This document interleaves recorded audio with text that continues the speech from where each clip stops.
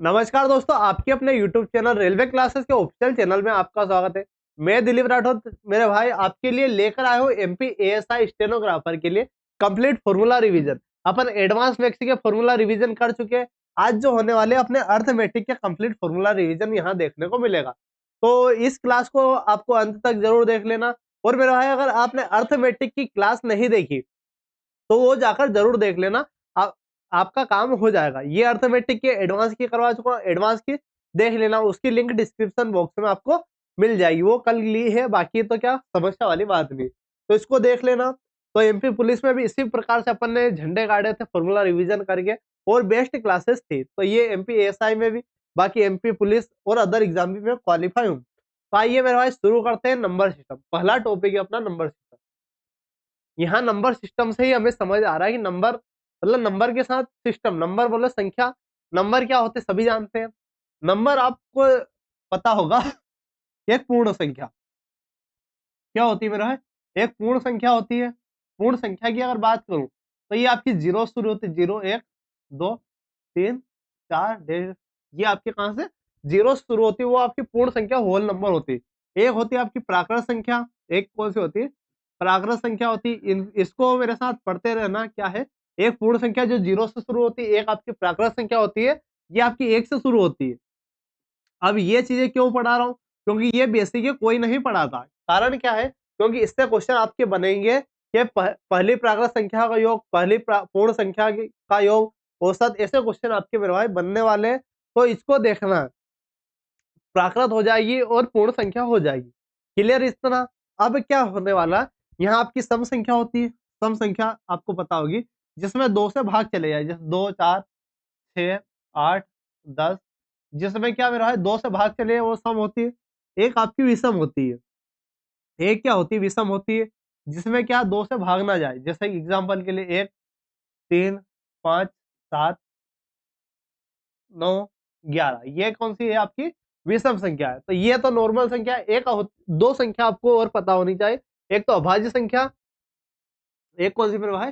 एक आपको पता होनी चाहिए अभाज्य संख्या। अभाज्य संख्या, इसको प्राइम नंबर बोलते हैं। अभाज्य संख्या या प्राइम नंबर, मोस्ट इंपोर्टेंट है आपके लिए प्राइम नंबर।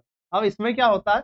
प्राइम नंबर भी होती है जो खुद से, जो क्या, जो स्वयं से, जो मेरे भाई क्या स्वयं से और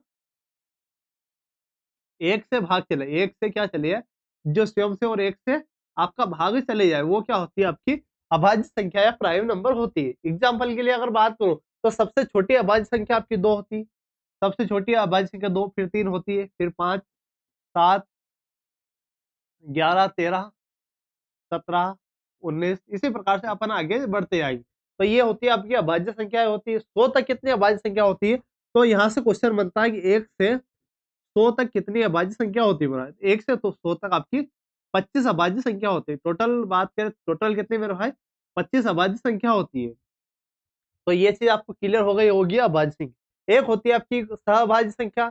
सहअभाज्य संख्या, इसको को प्राइम बोलते हैं। सह अभाज्य संख्या, इसको मेरे साथ पढ़ते रहना और इसको रिवीजन जरूर कर लेना। सहअभाज्य संख्या, दो संख्या आपकी होती है। क्या होती है? दो संख्या होती है। दो संख्या और जिनका क्या बात करूं, जिनका क्या होता है? दो संख्या जिनका एचसीएफ की अगर बात करूं, जिनका एचसीएफ एक हो, वे आपकी क्या होती है? आपकी जिनका एचसीएफ, ऐसी दो संख्या जिनका एचसीएफ एक हो, वे आपकी सहभाज्य संख्या होती है। एग्जाम्पल के लिए बात करो तो 5 ले लीजिए, आप 11 ले लीजिए, 5, 11 ले लिया। आप यहाँ 10 ले लीजिए, यहाँ मैं 13 ले लेता हूँ। ये आपकी सहभाज्य संख्या, जिसका एचसीएफ आपका एक हो, सहभाज्य संख्या होती है। ऐसी बहुत सारी, इसकी इसमें प्राइम नंबर होना अनिवार्य नहीं है। ये चीज आप ध्यान रख लेना। क्लियर? तो इतनी चीजें आपको याद होनी चाहिए। अब अगर बात करूं मेरे भाई, तो नंबर सिस्टम में आपको एक फॉर्मूला याद होना चाहिए, जिसको अपन बोलते हैं भाज्य।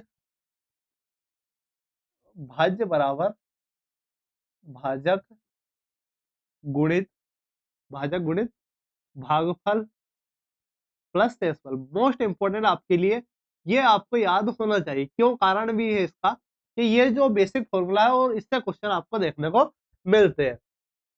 क्लियर? अब यहाँ आपको कुछ एलजेब्रा के भी याद होने चाहिए। तो एलजेब्रा के फॉर्मूला कुछ लिखा देता हूँ, ताकि आपको अगर इससे क्वेश्चन बने तो आपको हो जाए ए स्क्वायर प्लस बी स्क्वायर का फॉर्मूला क्या होगा। यहाँ अगर बात करें तो इसका भी लिखाने वाला, यहाँ देख लेना ए प्लस बी का whole square, A plus B का होल स्क्वायर होता है आपका A square plus B square plus मेरे भाई 2ab, ये होता है। यहाँ अगर बात करूँ तो ए माइनस बी का होल स्क्वायर का फॉर्मूला क्या होता है, A square plus B square minus 2ab, क्या होता है ए स्क्वायर धन बी स्क्वायर माइनस 2ab, इसका फॉर्मूला यहाँ आपको देखने को मिलता है।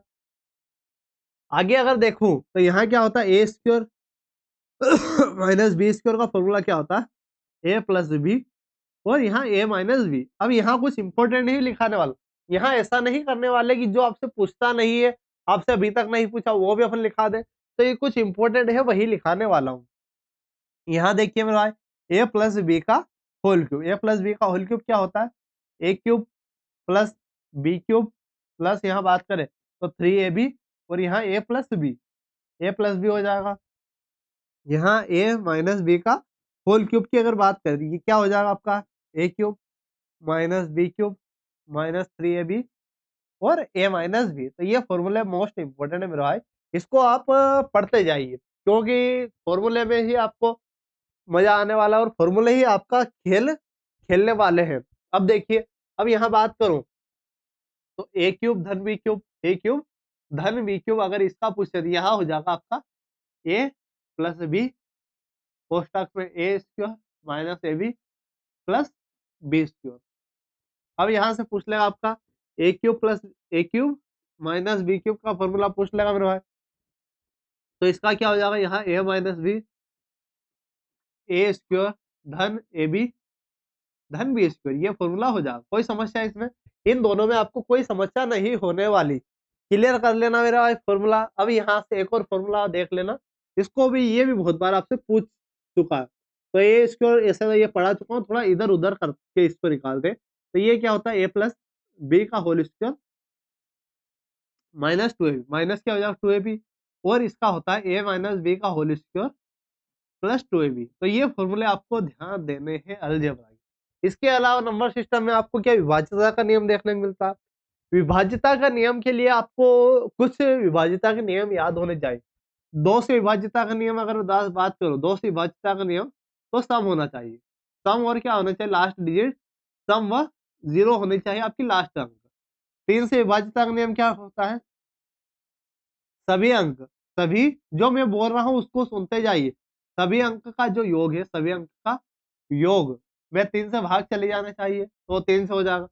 4 से विभाज्यता का नियम क्या है, लास्ट के 2 अंक, लास्ट 2 डिजिट जो होती है, लास्ट की 2 डिजिट में अगर मेरे भाई 4 से भाग चले जाएगा तो वो 4 से चले जाएगा।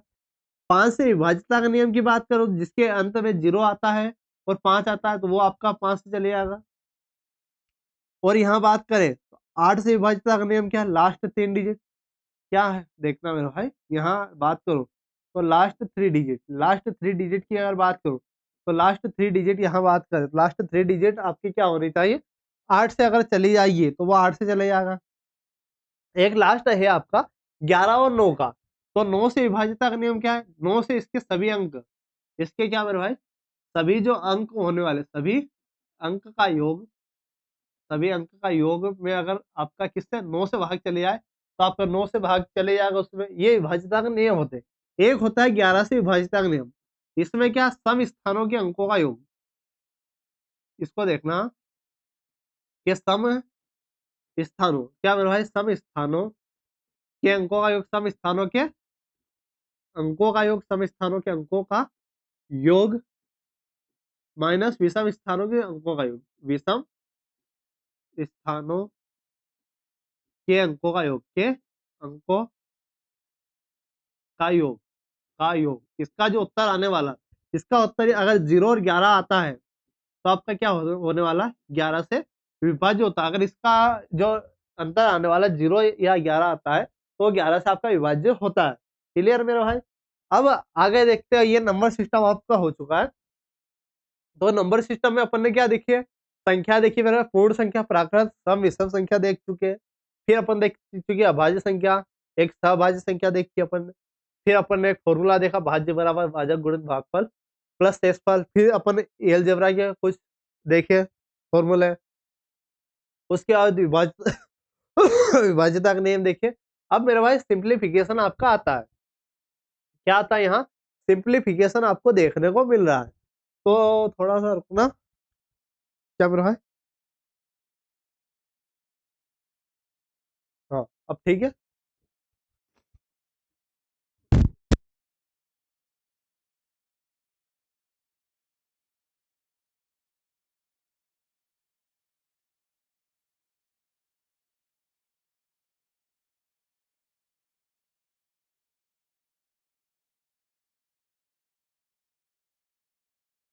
हाँ, तो अपन क्या पढ़ चुके हैं, अपना नंबर सिस्टम पढ़ चुके हैं।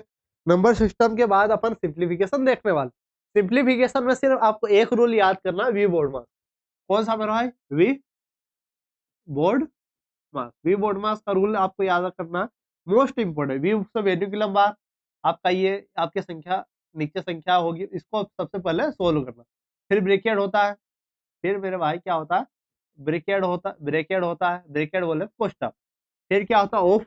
ऑफ को अपन का बोलते हैं, एफ को क्या बोलते हैं, का होता है गुणा, डी को डिवाइड होता है आपका भाग, एम का मल्टीप्लाई गुणा, ए से एडिशन आपका प्लस, सबसे सब्ट्रैक्शन बोले तो माइनस घटाओ। तो ये हुई बोडमास का रूल, आपको याद होना है। और इसी क्रम में आपको सोल्व करना है। अगर आप सिंप्लीफिकेशन को सोल्व करते हैं और इस क्रम में ऊपर से नीचे अगर सोल्व करते हैं तो आपका क्वेश्चन गलत नहीं आएगा। अगर आप ये करते हो कि नीचे सोल्व करते हो या बीच में से जो आपकी इच्छा पड़े वो उठा के सॉल्यूशन करते हो, तो आपका आंसर आने वाला वो गलत। इसलिए अपन क्या करते हैं, ये रूल बनाए कि ऊपर से आपको हमेशा नीचे सोल्व करना है, वी बोर्डमास का रूल लगाकर। क्लियर। बाकी आपके सिंप्लीफिकेशन में अलजेब्रा वाला पार्ट भी आता है, अलजेब्रा वाला तो मैं करवा चुका हूँ। आगे ये देखते हैं, अगला क्या मेरा, परसेंटेज। परसेंटेज का मतलब क्या होता है, परसेंटेज की अगर बात करूं, परसेंटेज का मतलब क्या होता है, 1/100। जिसका हर 100 क्या मेरा है, जिसका जो हर है, जिसका हर 100 हो, वो आपका क्या होता है, परसेंटेज के अंदर में आता है। अब यहाँ से एक चीज बनती है आपकी कि एक भिन्न है, एक क्या है मेरा भाई, भिन्न। भिन्न को बोल दिएगा कि इसको प्रतिशत में बदलना, किसमें, परसेंटेज में बदलना है। तो कैसे बदलेंगे, भिन्न को अगर परसेंटेज में बदलने के लिए बोले तो अपन क्या करेंगे, जो भिन्न होता है आपका, भिन्न होता है उसमें 100 का गुणा कर देंगे और अपन परसेंटेज लगा देंगे। क्या करना है, भिन्न है उसमें 100 का गुणा करना है और परसेंटेज आपको लगा देना है, आपका भिन्न परसेंटेज में बदल जाएगा। अब यहाँ और चीज होती है, जैसे कि आप यहाँ सक्सेसिव लगा सकते हो। यहाँ क्या क्या बनता है उस पर भी अपन आएंगे। ये देख लिया। एक और एग्जांपल लेता हूं मैं, 4/5 है, इसको मेरे को परसेंटेज में बदलना है। इसको क्या बदलना, परसेंटेज में बदलना। इसके लिए अपन क्या करेंगे, 4/5 गुणित 100 और क्या लगा देंगे, परसेंटेज लगा देंगे। 5 से काटा, 5 × 10 20 20 चौक 80, मतलब 80% हो जाएगा। क्या हो जाएगा, 80% आपका हो जाएगा। क्लियर। आइए अब ये जो चीज होती है इसको आपको डायरेक्टली याद होना चाहिए। जैसे कि ये बात करें, इसको देखना कि परसेंटेज टेबल आपको याद होनी चाहिए। परसेंटेज टेबल के कुछ बेसिक टेबल आपको दिखाने वाला हूँ। यहाँ कुछ ज्यादा ओवरलोड भी आपको नहीं करूंगा, ताकि ये जो क्लास है आपको ऐसी क्लास मिले, मजबूत क्लास, जो इसका आप रिवीजन करके एमपी एएसआई या एसआई कोई सी भी एग्जाम में बैठो, आपका बिल्कुल 100% यहाँ से क्लियर कॉन्सेप्ट होने वाला है। आइए, मान लीजिए आपका 100% को मेरे को भिन्न में बदलना, तो कैसे बदलेंगे। यहाँ एक होता है, 50% है आपका, क्या है 50%, ये आपका भिन्न में क्या होगा, 1/2 होगा। यहाँ अगर बात करूं तो 33.33% है, इसको भिन्न में बदल लूंगा तो ये 1/3 होता है। आपका 25% क्या है मेरा भाई, 25%, इसको भिन्न में बदलेंगे तो 1/4 होगा। 25% हो गया। अगर 20% की बात करूं, 20% को भिन्न में बदला मैंने तो 1/5 हो जाएगा। एक ही आपका क्या हो जाएगा, 1/6, तो 16.66%, 16.66% होगा आपका 1/6। आपका 14.2857, 14.2857% की बात करूं, ये होगा आपका 1/7। तो ये मेरा भाई, ये जो परसेंटेज टेबल है, मेरे साथ लिखते जाना, आपका इससे ही क्वेश्चन बनेगा, क्योंकि ये ऐसी परसेंटेज है जो आपके डायरेक्टली पेपर में देखने को मिलती है। एक होती है आपकी 12.5%, एक क्या होती है 12.5%, ये होता है आपका 1/8। क्या होता है 1/8,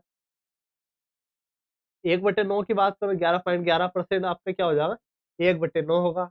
अब यहाँ बात करें 10%, 10% तो 1/10 हो जाएगा। और यहाँ क्या देखने को मिलेगा, 8.33। 8.33 क्या देखने को मिलेगा भाई, ये 1/12 देखने को मिलेगा। 1 क्या देखने को मिलेगा, 12 देखने को मिलेगा। अगर 1/11 की बात कर, 9.09 जो होता है आपका 1/11 होता है। अब 5% से आपकी बहुत सारी चीजें बनती है। 5% होता है आपका 1/20। यहाँ 15% क्या हो जाएगा, 5 का 3 गुना तो 3/20। 3/20 इसी प्रकार से आपके 5 के बहुत सारे वेरिएंट बनते हैं। जैसा कि आपको 45% पूछ लेगा, तो 5 का 45 कितना, 9 गुना है, 9/20। आपका 85% पूछ लेगा। 5 से बहुत सारे क्वेश्चन आपको देखने को मिलते हैं। तो 5 का ये कितना गुना, 17, 17/20। तो ऐसे आपके क्वेश्चन बनेंगे। एक आपका मेरा 12.5% आपको याद कर लेना। 12.5% क्या होता है, 45% अगर 9/20 है, तो 12.5% क्या है, 9/40 हो जाएगा। तो ये डायरेक्टली आपके क्वेश्चन यहाँ से देखने को मिलेंगे। तो ये परसेंटेज टेबल देख लेना। अब इसके अपन कॉन्सेप्ट देखने वाले हैं परसेंटेज के। आइए मेरा भाई कॉन्सेप्ट देख लेते हैं। तो कॉन्सेप्ट क्या बोलता है यहाँ, यहाँ कॉन्सेप्ट क्या बोलता है कि ए बी से कितना परसेंट अधिक, ए बी से कितना परसेंट अधिक, कितना परसेंट अधिक है, कितना परसेंट अधिक है, अधिक है। ए बी से कितना परसेंट अधिक है मेरे भाई।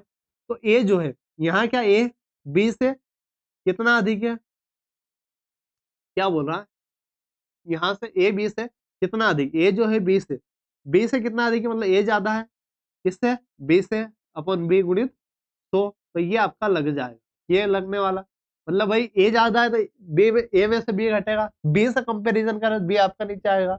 अब यहां से बन सकता है ए बी का कितना परसेंट, ए बी का कितना परसेंट है, कितना परसेंट है, ए बी का क्या हो रहा है, कितना परसेंट है, अधिक या कमी की बात नहीं की है। तो ए जो है बी का कितना परसेंट है, यहाँ डायरेक्टली अपन निकाल लेंगे। यहाँ अब वृद्धि की बात करें, इसे आपकी कमी की बात कर सकता है, कुछ भी पूछ सकता है, बस आपको करते जाना है। अब क्या मेरे भाई, आपको सक्सेसिव यहाँ सीखना पड़ेगा। अगर आप परसेंटेज कर रहे हो तो सक्सेसिव आपको पता होना चाहिए। सक्सेसिव में जैसे आपको दे देगा एक पे 20% की वृद्धि हो रही है, फिर आपकी 10% की वृद्धि हो रही है एक ही सिंगल वस्तु पर, एक आपकी यह बात करो 5% की आपकी वृद्धि हो रही है। ओवरऑल क्या हो रहा, ओवरऑल यहाँ क्या हो रहा, 20% अपन लिखते हैं 1/5, 10% लिखते हैं 1/10 और 5% लिखते हैं 1/20। कोई समस्या। अब सभी वृद्धि हो रही है, तो 5 से क्या हो रहा है 6, 10 से क्या हो रहा है मेरा, 10 से आपका 11 और 20 से आपका 21, 20 से क्या हो जाएगा 21 हो जाएगा। ठीक है, तो यहाँ क्या हो जाएगा, 20 × 5 = 100, 1000, ये क्या हो जाएगा 1000। यहाँ देखते हैं तो 21 छंग की क्या हो जाएगा, 21 छंग की 126, तो 126 गुणित 11 अगर करते हैं तो ये क्या आ जाएगा 6, 8, 3, 1, 13, 86, 13 86 आ जाएगा। अब 11 गुणा मैंने बताया था, 11 गुणा आप कैसे करते, तो डायरेक्टली 6 लिख दे, फिर इन दोनों को जोड़े, इन दोनों को, फिर ये इस प्रकार से आप जोड़ सकते हो। तो शुरुआत ये था, अंतिम ये था, तो इन दोनों का डिफरेंस भी आपसे पूछ सकता है, बहुत सारी चीजें यहाँ से पूछ सकता था। एक और एग्जांपल से समझाना चाहूंगा कि आपका क्या मेरा भाई 10% की कोई भी चीज में वृद्धि हो रही है और 25% क्या हो रही है, 25% की आपकी कमी हो रही है। तो यहाँ 10% की वृद्धि बोले 10 से आपका 11 हो रहा है, 25% की कमी, 25% क्या होता है 1/4 आपका 4 होता है। तो 4 से कितनी कमी हो रही, 1 की कमी हो रही, 4 से 3, तो 4 10 धाम 40 और 11 33। तो शुरुआत में क्या था 40 था, वर्तमान में 33 है, कमी कितनी हुई, कमी आपकी 7 की हुई। किसके रिस्पेक्ट में कमी हुई, 40 के, पहले वाले की रिस्पेक्ट में ही होती है, गुणित में आपका 100। तो यहाँ से आपकी ये चीजें निकलती है, यहाँ से क्या मेरे भाई ये,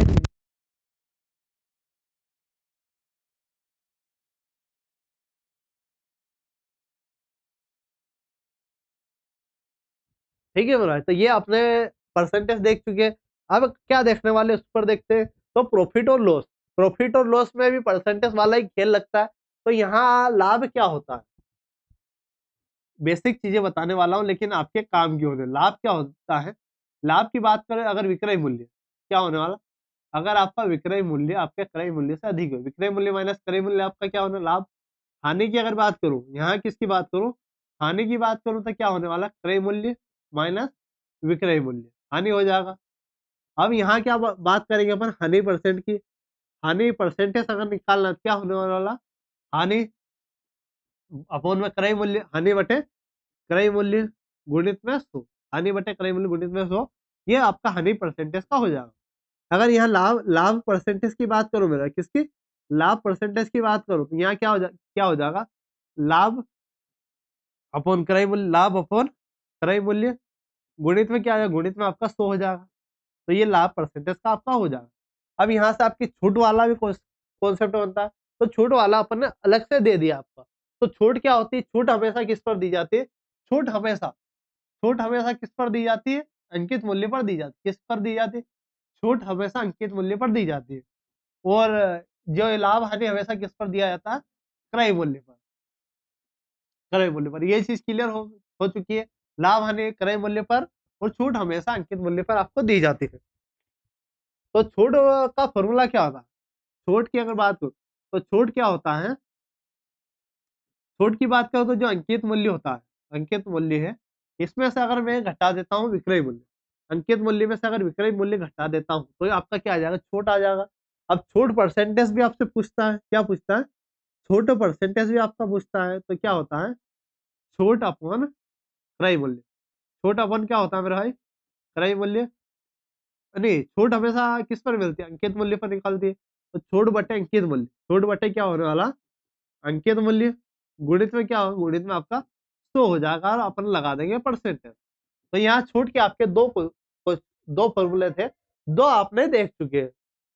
दोनों में कुछ समस्या मेरे को बता देना, कुछ समस्या आ रही हो तो। अगला देखिए, अगला क्या होना, सिंपल इंटरेस्ट। सिंपल इंटरेस्ट के भी 2-3 फॉर्मूले हैं, बाकी आप सक्सेस से निपटा दोगे। अगर हमारे साथ हो आप एमपी पुलिस में, तो बिल्कुल आप सक्सेसिव से यहाँ से निपटा सकते हो। अब इसको देखना मेरा भाई, साधारण ब्याज का एक ही फॉर्मूला है, वही आपके लिए काफी है। साधारण ब्याज बराबर क्या होने वाला, मूलधन। साधारण ब्याज बराबर क्या होने वाला, मूलधन गुणित दर, गुणित क्या हो जाएगा, साधारण ब्याज मूलधन गुणित दर गुणित समय अपन क्या हो जाएगा, समय अपन 100 हो जाएगा। कोई समस्या, साधारण ब्याज मूलधन गुणित दर गुणित समय अपन 100 हो जाएगा। अब आगे देखते हैं, यहाँ से आपको मिश्र धन पूछेगा, क्या पूछ सकता है, मिश्र धन आपका दिया होगा, तो ये क्या होगा, मूलधन प्लस साधारण ब्याज, मूलधन प्लस सिंपल इंटरेस्ट आपका ये होता है। अब डायरेक्ट आप साधारण ब्याज अगर निकालना चाहो, थोड़ा स्पीड कैलकुलेशन अगर आप करते हो, तो ये याद कर सकते हो, साधारण ब्याज जो होता है मूलधन का 80% होता है। मूलधन का क्या होता है, 80% होता है। डायरेक्टली आप निकाल सकते हो, ऐसा फॉर्मूला तो यही है, लेकिन इसको शॉर्ट फॉर्म में अपन ऐसे डायरेक्टली निकाल सकते हैं, ताकि आपको कैलकुलेशन लिखने की समस्या ना हो, इक्वेशन आपकी कम से कम बने। अगला देखिए, अगला क्या आपका, कंपाउंड इंटरेस्ट बोले तो चक्रवृद्धि ब्याज, सीआई। अब सीआई में एक बेसिक फॉर्मूला है, उसको देख लेना, मिश्रधन। क्या होने वाला मिश्रधन, मिश्रधन कौन सा है, जो चक्रवृद्धि मिश्रधन है। क्या कौन सा मिश्रधन है, चक्रवृद्धि मिश्रधन है आपका। तो ये क्या होगा, पी गुणित 1 प्लस आर बटे 100 की घात एन, क्या होने वाला, पी गुणित 1 प्लस आर बटे 100 की घात एन। तो ये आपका क्या होना है, चक्रवृद्धि मिश्रधन का फॉर्मूला होता है। तो इसको अपन बेस्ट फॉर्मूला ऐसे था, अगर मेरे को चक्रवृद्धि ब्याज निकालना, क्या निकालना मेरे भाई, चक्रवृद्धि ब्याज निकालना, कैसे निकालूंगा मैं, तो यहाँ से अपन जो चक्रवृद्धि आपका मिश्रधन है, क्या है, चक्रवर्धी आपका मिश्रधन जो है, चक्रवृद्धि मिश्रधन में से मैं मूलधन घटा दूंगा, क्या घटा दूंगा, मूलधन घटा दूंगा, तो आपका चक्रवृद्धि ब्याज निकल जाएगा। तो ये तो अपने वो मेथड थी, बेसिक मेथड। अगर अलग अब अपन बात करें, अलग यहाँ क्या कर सकते हैं, यहाँ सक्सेसिव लगा सकते हैं, सक्सेसिव या रेशियो मेथड। मैं सक्सेसिव को रेशियो मेथड बोलता हूं, तो रेशियो मेथड अपन लगा सकते हैं। जस्ट लाइक डेट अगर बात करें, तो यहाँ 10% की रेट है, क्या है, 10% की रेट है 2 वर्ष के लिए, 10% की रेट है 2 वर्ष के लिए। तो कैसे निकालेंगे भाई, 10% क्या होता है, 1/10। तो यहाँ 10 से क्या हो रहा है, 11, 10 से आपका क्या हो रहा है, 11 हो रहा है। तो 10 से क्या हो चुका, 100, ये आपका 11 121। तो ये क्या होता है आपका, अमाउंट होता है मिश्रधन, और ये होता है आपका मूलधन, ये मूलधन। और जो डिफरेंस होता है 21, 21 क्या आपका सीआई होता है। इसको अगली स्लाइड पर और देखते हैं अपन। क्या मेरे भाई, आपका 10% का प्रॉफिट है, 10% का आपका रेट है। वर्ष क्या है, कितने वर्ष के लिए, वर्ष की बात करें 2 वर्ष के लिए। 10% आपका 10 से आपका 11 हो जाएगा, 10 से क्या हो रहा है 11। तो 10 से आपका 10 का स्क्वायर 100, और 11 का स्क्वायर आपका 121 होगा। 10 का स्क्वायर क्या है मेरे भाई, ये आपका मूलधन है, 10 क्या है, मूलधन है। और ये क्या है, चक्रवर्ती ब्याज, चक्रवर्ती मिश्रधन। इसकी बात करो, ये आपका चक्रवर्ती मिश्रधन, इसको अमाउंट बोलते हैं। इन दोनों का जो डिफरेंस होता है वो 21 है। 21 आपका क्या है, CI। 21 की बात करें, यह CI इतना रेशो होता है। तो यहाँ से अपन डायरेक्टली निकाल सकते हैं। अगर एक और एग्जांपल से मैं बात करूं, 20% है मेरे भाई, 20% आपका 3 वर्ष का लिए, कितना, 3 ईयर का है, तो इसको कैसे निकाले, 20% है आपका 3 वर्ष के लिए। 20% आपका क्या होता है, 1/5 होता है। तो 5 से आपका क्या हो जाएगा, 6। 5 से आपका 6, 5 से आपका क्या हो जाएगा, 6। तो 5 का क्यूब आपका 125 और 6 का क्यूब 216। अब ये आपका वही होगा, ये क्या होगा, प्रिंसिपल, ये आपका अमाउंट, और इन दोनों का डिफरेंस क्या होगा, वो CI होगा। इन दोनों का डिफरेंस आपका क्या होगा, CI। तो इसको आप कर सकते हो, कोई समस्या मेरे भाई, चक्रवृद्धि ब्याज, साधारण ब्याज, इतनी चीजें अपन पढ़ चुके हैं। अगला देखिए, अगला क्या मेरे भाई, अनुपात और समानुपात। सभी जानते हैं अनुपात क्या है, समानुपात क्या है। तो रेशो की बात करो, रेशो क्या होता है, ये जो 2 बुंदकी होती है, ये आपका क्या होता है, रेशो होता है। प्रपोर्शन की बात करो तो जो ये 4 बुंदकी होती है, ये क्या होते हैं, समानुपात। तो C/D। कोई समस्या इसमें, ये क्या होता है, अनुपात, और ये समानुपात, इसमें कोई समस्या वाली बात नहीं। अब आपके क्वेश्चन कैसे बनते हैं उस पर आते हैं। यहाँ से क्या होता है, तो ये आंतरिक आंतरिक राशियों गुणा, मतलब B/C बराबर A/D। एक ये डायरेक्टली क्वेश्चन बनता है कि अंदर वाले गुणा और बाहर वाले गुणा, मतलब A/D और B/C, ये आपका क्वेश्चन बनता है। अब यहाँ 3 और फॉर्मूले बनते हैं आपके। एक क्या बनता है मेरे भाई, मध्यानुपात। मध्यानुपात का फॉर्मूला बनता है, ये क्या होता है, रूट में AB, मध्यानुपात का रूट में AB। एक आपका तृतीय अनुपात होता है, कौन सा, तृतीय अनुपात की बात करते हैं। तृतीय अनुपात क्या होता है आपका, B²/A। एक होता है आपका चतुर्थानुपात, कौन सा, चतुर्थानुपात होता है। तो चतुर्थानुपात क्या होता है आपका, B/C/A। B/C/A कौन सा होता है आपका, चतुर्थानुपात होता है। इतना रेशियो और प्रोपोर्शन, ऐसे तो बहुत सारी चीजें होती है, लेकिन आपके जो काम आएगी एंड एग्जाम में, वो आपको यहाँ डिलीवर कर रहा हूँ। ऐसा नहीं कि पूरा कंटेंट यहाँ सभी समान है, जो आपके काम की चीजें वही वही मैं दे रहा हूँ, ताकि आपको क्या अच्छे से आप इनका यूज कर पाओ। एवरेज की बात करें, तो एवरेज में अपन क्या कर सकते हैं, एवरेज में अपन क्या कर सकते हैं, एवरेज औसत का फॉर्मूला सभी पता है कि सभी संख्याओं का योग क्या होने वाला, सभी संख्याओं का योग, सभी संख्याओं का योग, सभी संख्याओं का क्या होने वाला, संख्याओं का योग, सभी संख्याओं क्या होने वाला, योग अपन संख्या। अपन क्या होगा, सभी संख्या योग अपन संख्या होगा, एक ये होता है। एक और बात करें आपका एवरेज, औसत, औसत चाल का, औसत चाल का फॉर्मूला होता है, औसत चाल का, इसको समझ लेना। औसत चाल का क्या फॉर्मूला था, 2xy अपन x+y, मतलब x से जा रहा, y से आ रहा, सेम दूरी तय तय करा, मतलब जाने में भी सेम दूरी, आने में भी सेम दूरी। तो आपका वहां ये चीज आपकी अप्लाई होती है। एक आपका औसत आपकी आती है, औसत आती है, औसत। औसत आपसे पूछ लेगा औसत चाल क्या होने वाला। औसत चाल के लिए फॉर्मूला और होता है, टोटल दूरी क्या होने वाली, टोटल दूरी अपन टोटल समय, टोटल दूरी अपन क्या हो जाएगा, टोटल आपका समय हो जाएगा। टोटल क्या हो जाएगा मेरे भाई, समय हो जाएगा। तो ये 3 फॉर्मूले आपको यहाँ औसत से याद करने चाहिए। अगला देखना, अगला क्या है आपका, समय और कार्य। समय और कार्य में भी बहुत सारी चीजें होती है, लेकिन अपन क्या करने वाले, जो मैं क्वेश्चन करवाता हूँ, और आपको भी, आपने भी अगर पढ़ते हो, कोई भी अगर मॉक भी लगाते हो, तो ऐसे आपको मिलता है कि एक व्यक्ति है, एक भी व्यक्ति है, ये आपका 10 दिन में कर रहा है, ये आपका 20 दिन में कर रहा है। तो ये तो भाई कितने दिन में कर रहा है, कितने दिन में कर रहा है। अब यहाँ देखते हैं, यहाँ जो आता है, यहाँ क्या आता है आपका, एलसीएम लेते हैं। एलसीएम, एलसीएम क्या होता है, हमेशा टोटल वर्क होता है। एलसीएम क्या होता है, टोटल वर्क होता है। एलसीएम क्या होता है, टोटल वर्क। तो 10 और 20 का एलसीएम लेंगे तो यहाँ क्या आ जाएगा, 20 आ जाएगा। 20 आपका टोटल वर्क है। अब यहाँ 10 का भाग अपन 20 में करेंगे, तो 10 दूना 20, 20 एकम 20। तो ये वाली क्या आ जाएगी, ये वाली जो होती है आपकी कार्य क्षमता आती है। ये वाली क्या आती है, कार्य क्षमता आती है। ये वाली क्या है, कार्य क्षमता। ये भाई एक व्यक्ति कितने दिन में, ये आपका टोटल काम। अब आपसे पूछ लेगा कि अगर दोनों मिलकर काम करते हैं, दोनों मिलकर काम करते हैं, कितने दिन में कर देंगे। तो दोनों की इफिशिएंसी आपकी 3 है, 20 काम करवाना है 3 से, तो 20/3 दिन में दोनों फिनिश कर देंगे। क्लियर मेरे भाई। अब यहाँ से थोड़ी सी जानकारी आपको, और बेसिक की जानकारी आपको चाहिए। जैसे कि ए अगर पूरा काम, ए की बात कर, ए पूरा काम कितने दिन में, ए पूरा काम आपका 8 दिन में कर दे, 8 दिन में आपका फिनिश कर देगा। तो ए का 1 दिन का काम क्या हो जाएगा, ए का 1 दिन का काम क्या हो जाएगा, ए का 1 दिन का काम क्या हो जाएगा, 1/8 हो जाता है। ये आपको ध्यान रखना है, ये डायरेक्टली क्वेश्चन आपसे बनते हैं और आपकारी में तो ये क्वेश्चन बने भी है डायरेक्टली।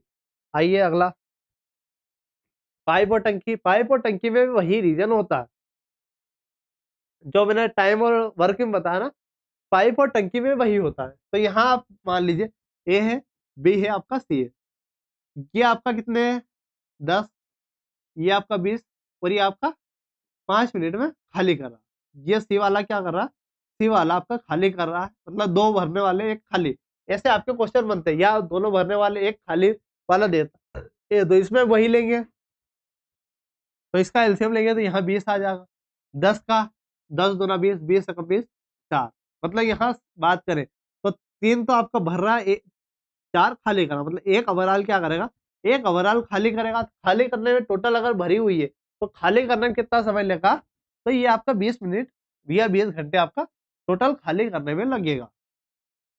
क्लियर। नेक्स्ट देखिए, टाइम स्पीड और डिस्टेंस को करने के लिए आपको कुछ बेसिक जानकारी चाहिए। जैसे ये फॉर्मूला तो आपको कंपलसरी होना चाहिए, दूरी बराबर चाल गुणी समय। दूरी बराबर क्या होता है मेरा, चाल गुणी समय, ये मोस्ट इंपोर्टेंट है। अब यहाँ से आपको चाल निकालनी, अगर यहाँ से अगर चाल निकालनी तो आप क्या करोगे, दूरी अपन समय कर दोगे, दूरी अपन क्या कर दोगे, समय कर दोगे। अगर मेरे पास समय निकालना है, क्या निकालना है, समय निकालना, क्या कर दोगे आप, दूरी बटे चाल कर दोगे, दूरी बटे आप क्या कर दोगे, चाल कर दोगे। ये चीजें आपकी होती है। अब यहाँ से कुछ चीजें और होती है, जैसा कि किलोमीटर प्रति घंटे में आपको दिया है, किलोमीटर प्रति घंटे, इसको मेरे को मीटर प्रति सेकंड में बदलना है। क्या किसका गुणा करेंगे अपन, ये बड़े मियाँ से छोटे मियाँ में जा रहा था, आप किसका गुणा करोगे, 5/18 गुणा करोगे। अगर मेरा मीटर प्रति सेकंड है, इससे अपन कहा जा रहे किलोमीटर प्रति घंटे, मतलब छोटे मियाँ से बड़े मियाँ में, तो क्या किसका गुणा करोगे, बड़े का गुणा करो, 18/5 का। ये आपको कम से कम इतनी चीजें आपको याद होनी चाहिए, ताकि आप कैलकुलेशन अब करो और बेसिक चीजें अगर आपको पता, ये बेसिक ही बता रहा हूँ, और अगर आपको कैलकुलेशन में समस्या नहीं आती तो डायरेक्टली आपको क्वेश्चन बनेगा और आप आसानी से इसको निपटा दोगे। अब ट्रेन आधारित मेरे भाई, ट्रेन में कुछ कॉन्सेप्ट बनते हैं। एक ट्रेन है भाई, इसकी मान लीजिए 100 मीटर है, एक ट्रेन है और ये 10 की स्पीड से जा रही है, मान लीजिए 100 है, ये एक स्पीड से जा रही है। एक दूसरी ट्रेन है, बी है, ये बी की स्पीड है यहाँ आ रही, ये भी 100 मीटर की। तो यहाँ आपकी क्या होने वाली, यहाँ स्पीड चाल की बात करो तो चाल अगर आमने सामने आ रही है तो चाल आपकी क्या हो जाएगी, चाल हमेशा जुड़ जाएगी, और दूरी तो हमेशा जुड़ेगी इसे, दूरी तो हमेशा क्या हो जाएगी, दूरी आपकी 100 + 100 आपकी दूरी भी जुड़ जाएगी। बाकी अपन जो समय और कार्य, चाल दूरी समय में अपन ने फॉर्मूले लगाए, वही यहाँ करने वाले हैं। एक कॉन्सेप्ट और बनता है यहाँ, एक आपका इधर जा रही है ए, और एक आपकी इधर बी जा रही है, बी फास्ट है तो यहाँ चाल क्या होगी, बी माइनस है, यहाँ चाल क्या हो जाएगी आपकी, यहाँ अगर चाल की बात करो यहाँ चाल ये हो जाएगी, बाकी दूरी तो आपकी जुड़ेगी इसे। ये चीज आपकी रेलगाड़ी में होती है। और भी क्वेश्चन बनते हैं, लेकिन आपका स्टेनोग्राफर भी इससे दो कॉन्सेप्ट से बाहर पूछने वाला नहीं है। अगला देखना, बोट रिस्ट्रीम, नाव और धारा मेरे भाई, इसमें क्या होता है, ये एक नाव की चाल होती है। यहाँ 3-4 फॉर्मूले थे। नाव की चाल अगर बात करूं, नाव की चाल ए है, धारा की चाल क्या है, धारा की चाल बी है। तो दोनों अगर एक ही दिशा में जा रहे हैं, मतलब अनुप्रवाह, दोनों अगर अनुप्रवाह जा रहे हैं, एक ही दिशा में जा रहे हैं, क्या होगा, वही बात भाई, दोनों एक ही दिशा में जा रहे हैं तो जुड़ेगी। अगर दोनों एक इधर जा रहे हैं, एक इधर जा रहा है, तो प्रति प्रवाह जा रहे हैं, कहाँ जा रहे हैं, प्रति प्रवाह ये वाले जा रहे हैं, तो यहाँ क्या होगा, ए माइनस बी हो जाएगा। प्रति प्रवाह भाई दोनों अलग अलग जा रहे हैं, तो भाई जो चाल होगी वो तो घटेगी ना, ये चीज होती है, ये कॉन्सेप्ट बनता है। अब यहाँ आपको डायरेक्टली दे देगा इधर जा रही है अनुप्रवाह, वो एक से अनुप्रवाह है, मान ले वो एक अनुप्रवाह एक से, और एक इधर जा रही है, किधर जा रही है, प्रति प्रवाह क्या है, वह ही है। तो नाव की बता देना है, नाव की अगर पूछे आपसे तो दोनों को जोड़ देना है और 2 का भाग देना है। अगर धारा की पूछ ले तो धारा के लिए क्या करेंगे, दोनों को घटाना है और 2 का भाग देना। तो यहाँ से 4 फॉर्मूले आपको देखने को मिले। कि अगर नाव और धारा की दे दे तो आपको एक साइड जाना, दोनों को जोड़ना है। अगर प्रति प्रवाह जाना है तो आपको घटाना। नाव में अगर बात करें तो दोनों साइड की देते हैं अनुप्रवाह तो आप x और प्रति प्रवाह y। नाव की निकालना, दोनों को जोड़कर भाग 2 करेंगे और धारा आपका x माइनस y अपन 2 यहाँ कर देंगे। नेक्स्ट देखिए, नेक्स्ट आपका क्या है मेरे भाई, आयु। आयु आपका लास्ट बचा हुआ है, फिर अपन क्लास की समाप्ति करेंगे। तो आयु क्या होती है, आयु बोले तो एज। एज से आपकी एमपी पुलिस में क्वेश्चन बने हैं तो यहाँ पे आपके बनेंगे, तो इसको थोड़ा अच्छे से समझ लेना क्या चीज है। तो आयु क्या होती है, आयु आपकी वर्तमान एज होती है। एक क्या होती है, वर्तमान एज होती है। अगर इसके पहले जाए तो आपका पहले, भाई 5 वर्ष पहले, तो यहाँ पहले होगा। ये बाद में मतलब फ्यूचर, बाद की बात करें मतलब फ्यूचर में जाने वाले हैं। तो वर्तमान से अगर बाद में जाते तो जुड़ेगा, वर्तमान से पहले जाएंगे तो घटेगा।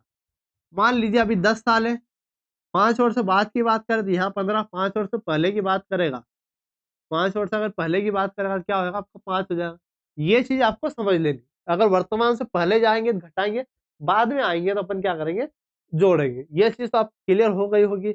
अब एक लास्ट कॉन्सेप्ट बनता है आपका लड़ाई कॉन्सेप्ट, वो भी एज में आता है कि ए और बी है, ए और बी है, इनकी वर्तमान एज का रेशियो आपका 2:3 है। ये कौन सा मेरा है, वर्तमान है। ठीक है। अब यहाँ पूछ कहता है आपको कि 5 वर्ष बाद पहले कुछ भी दे दे उससे फर्क नहीं है कि, लेकिन आपको वर्तमान दे देगा तो वर्तमान निकालना है, ऊपर जो भी रखोगे आप वही लिख लेगा। और भाई 5 वर्ष बाद रेशियो आपका 1:2 आ जाएगा। क्या है, 1:2 है, तो यहाँ से अपन क्या, इसका इसमें गुणा, इसका गुणा, 2 दूना 4 और 3 एकम 3 बराबर, इन दोनों का डिफरेंस क्या, 1, और बीच में आपका 5 है तो है, तो 1 रेशियो बराबर क्या आ जाएगा, 5 आ जाएगा। तो यहाँ आपसे पूछ लेगा कि ए की एज क्या है, बी की एज क्या है। तो ए की एज 5 दूना 10, बी की एज क्या है, 5×3 = 15। अब यहाँ से पूछ लेगा कि ए की 10 वर्ष बाद, ए की 10 वर्ष बाद, 10 वर्ष बाद क्या हो जाएगी, ए की वर्तमान क्या है मेरे पास 10 + 10 क्या हो जाएगा आपका 20। ऐसे क्वेश्चन आपके बनते हैं।